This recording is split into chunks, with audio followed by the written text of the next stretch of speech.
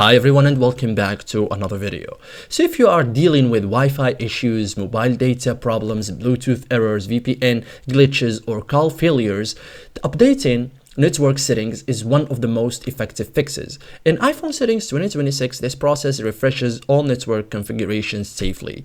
In this guide, I will show you step by step how to update network settings on your iPhone in 2026 like a pro.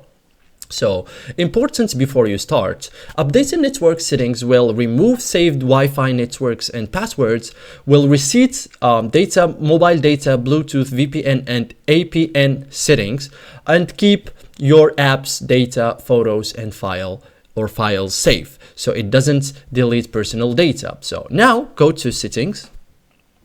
Okay, so go to general. Okay. Scroll down until you find transfer or receipt iPhone. So this section contains receipt tools. So tap receipt, okay? Do not choose erase all contents and settings and select receipt network settings, okay? And then enter your passcode. So enter your iPhone passcode to confirm. Your iPhone will restart automatically.